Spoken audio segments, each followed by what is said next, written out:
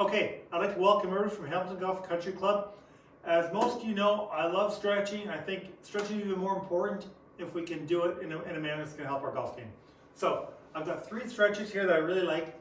First one we're going to talk about, and I've got a club. What I'm going to need for this, a club. I've got a paper plate here, but you can use a magazine or kind of anything like that. You'll see in a second. So first one we're going to do, I'm going to get set up into my address position. So how I'm going to do that, I'm going to be straight up and down, feet shoulder width apart. I'm going to bend from my hips.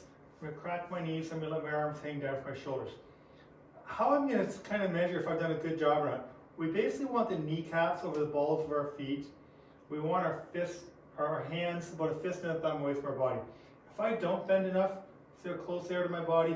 If I bend too much, they're too far apart. So I want to get into a nice comfortable address position, just like this. I'm going to take a golf club. I put that golf club across my shoulders. I'm just going to turn back nice and slow until I get a nice 90-degree turn. And then I'm going to turn through into a nice full finish position.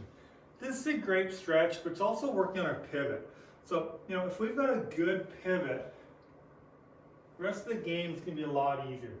So if we did 10 of those, nice and slow, feel a nice stretch in our lower back, it's just going to help us get ready for the golf season. If you're already down south, you're already in the golf season, it's a great way to help you, avoid injuries, but also kind of improve our technique at the same time. So that's going to be the first one. Do a 10, 15 of those until you start to feel a nice range of motion. This is going to be very similar. I'm just going to get into my address position, just like I'm getting ready to hit the golf ball. I'm going to leave my left hand there. I'm going to take my right hand all the way back and then back into it.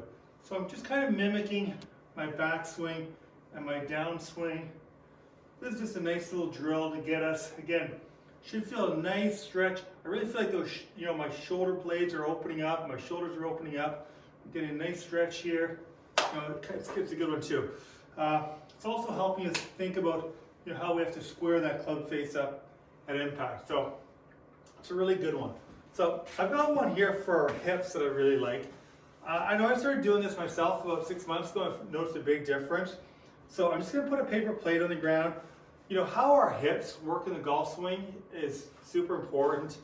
Not just in terms of avoiding injuries, but performing much better. So I'm just going to put my foot on the plate.